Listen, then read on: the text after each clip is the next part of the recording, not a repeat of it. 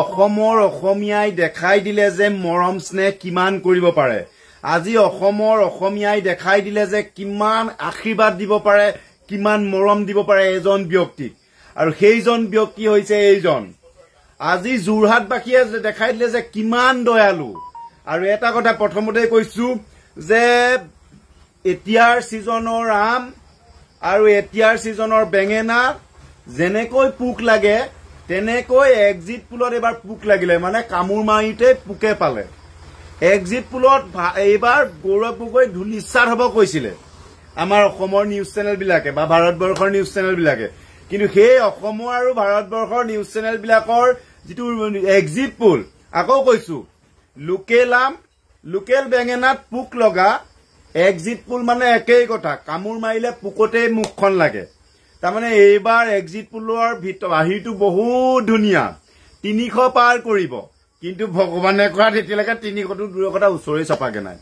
চৰকাৰ যাৰ হয় হৈ থাকক, কবলৈ নাই, কিন্তু গৌৰৱে এইবাৰ গৌৰৱ কৰি আনিলে অসমলৈ, কাৰণ গৌৰৱ জয়ী মানে কংগ্ৰেছৰ জয়, গৌৰৱ জয় মানে স্নেহৰ জয়, গৌৰৱ জয় মানে আশীৰ্বাদৰ জয়, গৌৰৱ জয় মানে প্যাৰ মহব্বত ধাঁচুৰ জয়, গৌৰৱ জয় মানে কংগ্ৰেছৰ জয় বুলি কংগ্ৰেছৰ সকলোখিনি নাভাবিব।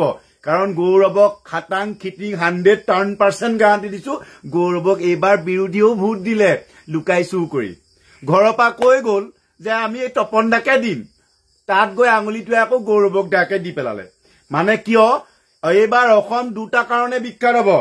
অসমত এশিঙীয়া গড় পোৱা যায় আৰু অসমত গৌৰৱ পোৱা যায়।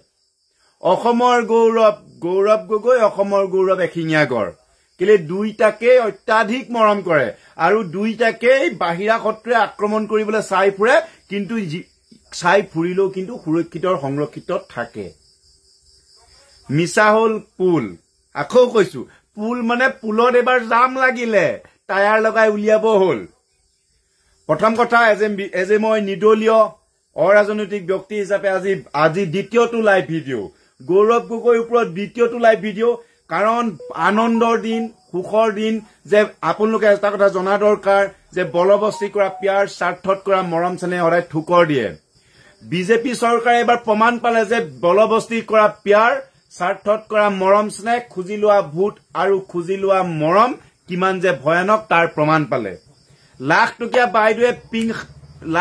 বাইদেৱে চিকেন ৰোল বা চিকেন মমো খাবলৈ পাই মন্দিৰ সেই আমাৰ জেগাত গল, কিন্তু এইবাৰ প্ৰমাণ কৰি দিলে যে কিমান ঠুকৰ দিলে। সেউজীয়া কালাৰৰ ব্লাউজ, সেউজীয়া কালাৰৰ চাদৰ মেখেলা পিন্ধি বাইদেউ বা আইতাসকল আই মাতৃসকল গল, আৰু ৰাইজ চৰকাৰে ভাবিলে যে এইবাৰ গোটেই আমাৰ বিজেপি চৰকাৰখনৰ যোৰহাটৰ যিটো ৰিজাল্ট হব পিংকময় হব, পিংক গোলাবী হব। কিন্তু এইবাৰ গোলাবী নহল, এইবাৰ একেবাৰে কোলা হৈ পৰিলে। কিয়নো এইবাৰ যি গৌৰৱ গগৈ খৰুৱাবলে গোলাবী শাৰী ওলাইছিলে, সেই গৌৰৱ গগৈ জেগাতহে আকৌ গোলাবী শাৰীসমূহ গল। গোলাবী শাৰী এইবাৰ গৌৰৱৰ কাষত গোলাবী ৰঙৰ শাৰী পিন্ধি পেলাই মোদী ডাঙৰীয়াৰ ভাষণ লৈ গৈ লাচিত বৰফুকনৰ মূৰ্তি উদ্বোধন কৰিছিলে, লাখ টকীয়া স্কিম ওলাইছিলে, কিন্তু সেই গোলাবী শাৰী এইবাৰ গোলাবী ৰং কিন্তু গৌৰৱ গগৈ তালে গল, কিয়নো এইবাৰ গৌৰৱ জয়ী হল। আৰু গৌৰৱ জয়ী হোৱাত অসমৰ প্ৰত্যেকটো প্ৰান্তৰ ৰাইজে ভাল পাইছে, অসমৰ চুকে কাণে থকা খাটি খোৱা অসমীয়াই ভাল পাইছে, চহা গাঁৱলীয়া চাহ জনগোষ্ঠীসকলে ভাল পাইছে, সকলো ধৰ্মাৱলম্বী লোকসকলে ভাল পাইছে যে গৌৰৱ গগৈ জয়ে প্ৰমাণ কৰে যে অসমৰ ৰাইজে যে এতিয়াও আশীৰ্বাদ দিলে কিবা এটা কৰে। 6 অক্ষহীনী হানা পায়ো যে গৌৰৱে যে জয় হব নোৱাৰিলে, তাৰ প্ৰমাণ আজি গৌৰৱ গগৈ কৰিলে। বোলে কথাতে কয় নহয়, যিমানেই জাতুক গৃহ সাজি থোৱা, ওলাবলে বাট এটা ৰাখিয়ে থোৱা, কৰিবৰ কাৰণে লাখ টকা দিলা, তোমালোকে কিবা কিবি দিলা, কিন্তু চোৱাচোন বাৰু তোমালোককেই লাট মাৰিলে। সেইকাৰণে মই কওঁ যে মোক বলবস্তি প্যাৰ নকৰিবা, স্বাৰ্থত মৰম নকৰিবা, খুজি লোৱা লাইক আৰু ছাবস্ক্ৰাইবাৰ ভেলু নাই। চুলাই মদত বহি থকা, চুলাই ঘানিত বহি থকা আৰু এক্সিট পুলৰ বিশেষ সমীক্ষা একেই কথা। কেতিয়া ফুচুংকে নাইকিয়া হয় কোনেও কব নোৱাৰে। সকলোৱে ধন্যবাদ। উৎফুল্লিত হৈছো গৌৰৱ গগৈ বহুত বহুত অভিনন্দন জনাইছো শুভেচ্ছা জ্ঞাপন কৰিছো ধাসু শুভেচ্ছা ইয়াতকে ধাসু শুভেচ্ছা গৌৰৱ গগৈ আৰু কোনো দিয়া নাই একমাত্ৰ মই দিছো গৌৰৱ গগৈ ডাঙৰীয়াই জিকিলে আৰু গৌৰৱ গগৈ ডাঙৰীয়াই যে জিকাত স্বয়ং বিৰোধী পক্ষৰ হাত আছে এটো প্ৰমাণ কৰি দিলে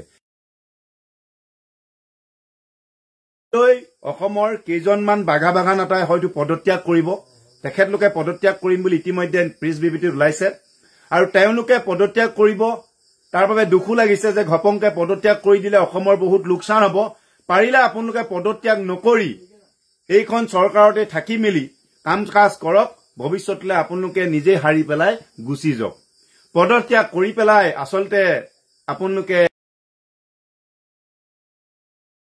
ঘপংকে পদত্যাগ কৰিব সেই ডিপাৰ্টমেণ্টটো চলাবলৈকে মানুহ নাইকিয়া হ'ব এনেও চৰকাৰ এতিয়া গোটেই গণ্ডগোল হৈ আছে আৰু সকলোকে ধন্যবাদ জনাইছো আকৌ কৈছো লোকেল বেঙেনা আৰু লোকেল আমত যেনেকে পোক লাগে এবাৰ এক্সিট পোল মানে একেই কথা লোকেল বেঙেনা আৰু আমত পোক লগা মানে এক্সিট পোলৰ সমীক্ষা একেই কথা কেলে এক্সিট পোল চাই বা আমটো চাই যদি কামুৰ মাৰি দিয়া ভিতৰত হৰাই পোকটোকে কামুৰ মাৰে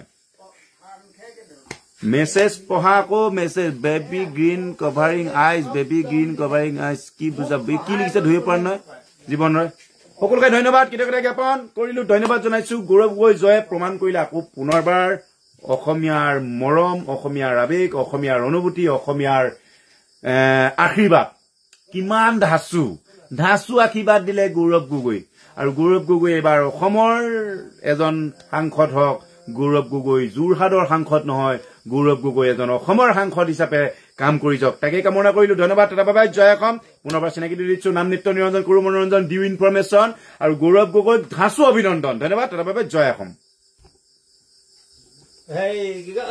কেনেকুৱা চাওঁ